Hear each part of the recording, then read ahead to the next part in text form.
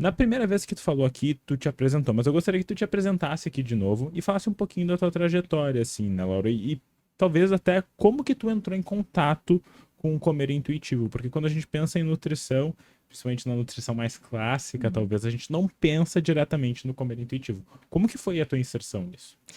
Perfeito. Bom, então, para quem não me conhece, muito prazer. Eu sou a Laura Hofmeister, sou nutricionista, eu trabalho com comportamento alimentar, sou especialista em comportamento alimentar, oficialmente certificada em comer intuitivo pelas criadoras do comer intuitivo. Então, todo o meu trabalho é realmente voltado para essa abordagem.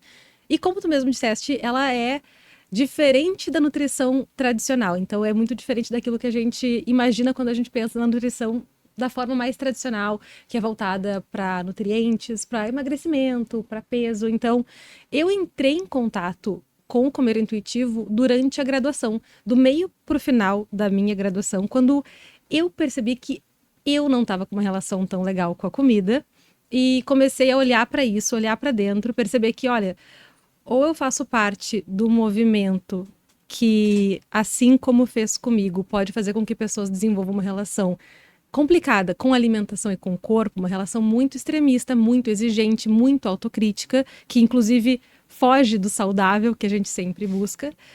E, ou eu faria parte do movimento contrário, que ajuda as pessoas a terem uma relação mais tranquila com a comida, mais tranquila com o corpo, mais equilibrada de modo geral, apesar de não seguir os padrões da nutrição tradicional, né? De ser tipo, alimentação perfeita, saudável, 100% meticulosa, calculada.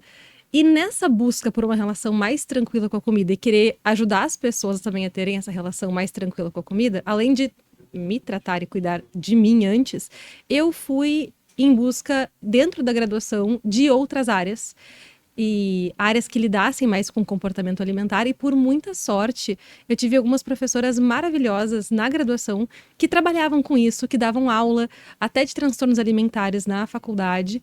E, inclusive, com uma delas sendo a minha orientadora, fiz um TCC voltado para o comportamento alimentar.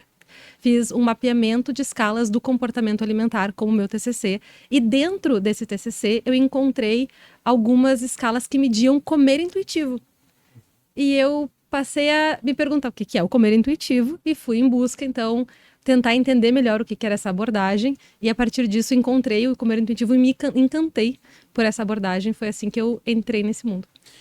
E acho muito interessante quando tu coloca isso, a gente já vai entrar no comer intuitivo, por assim dizer, mas quando tu me fala isso da questão de tu tava na graduação, tu percebeu que tu tava com o teu comer talvez mais transtornado, não tava de uma maneira tão saudável para ti, como é que tu vê a própria graduação de nutrição e colegas teus, assim, porque eu imagino que esse foco mais tradicional, talvez em dieta e redução de peso, foco em nutrientes, talvez às vezes muito com um olhar dicotômico para Uhum. isso, pode também levar pessoas a um certo adoecimento. Como é que tu percebe isso até na própria graduação de nutrição?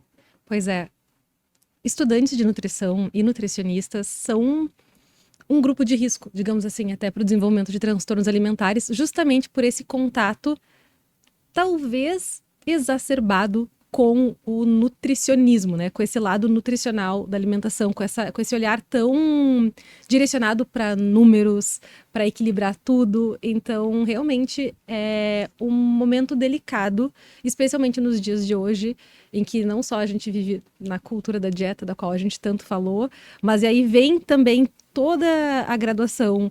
E eu, de maneira alguma, quero por aqui uma questão assim negativa da faculdade de nutrição, mas sim o contexto natural em que a gente acaba se inserindo, e isso faz com que esse pessoal onde eu estive, esse meio em que eu estive, a gente fique mais vulnerável para esse tipo de desenvolvimento de relação mais complicada com a comida e com o corpo, porque justamente a gente está olhando o tempo inteiro para nutrientes. E na faculdade de nutrição a gente tem muitos exercícios em que a gente literalmente tem que fechar nutrientes. Então, você tem que fechar a caloria, tu tem que fechar a proteína, tu tem que fechar gordura, carboidrato, e aí tem que fechar os micronutrientes, assim, olha, na vírgula. Então, a gente fica o tempo inteiro minuciosamente calculando tudo que é alimento. E é muito fácil a gente se perder dentro desse valor nutricional do alimento e acabar se distanciando um pouco de um contexto maior que a gente pode considerar saúde e, assim, uma alimentação saudável.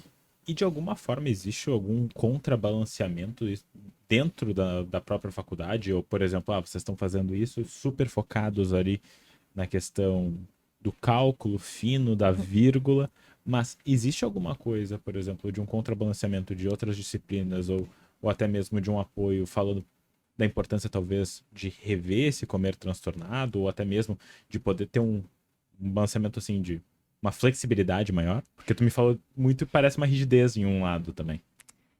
Hoje em dia, cada vez mais, esses assuntos têm entrado no currículo, mas é algo muito recente. Eu, na minha graduação, eu tive uma aula, não uma cadeira. Eu tive uma aula, uma tarde, onde a gente falou sobre transtornos alimentares, durante toda a graduação.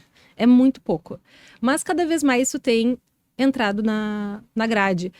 Só que além disso, claro, tem essa parte do curso de nutrição, que é a dietoterapia, cálculo de dieta, prescrição, mas tem também a parte que vai além da nutrição clínica, que parte para uma parte um pouco mais social. A gente tem uma parte mais de antropologia, tem uma disciplina que é psicologia do desenvolvimento. Então a gente tem um pouquinho, um gostinho dessas outras áreas da nutrição que vão além da nutrição clínica. Mas ainda falta, ao meu ver, um olhar ainda mais direcionado para essa parte do comportamento alimentar especificamente e olhar mais para os transtornos alimentares, porque isso é algo que ainda a gente sai da faculdade com isso bem cru.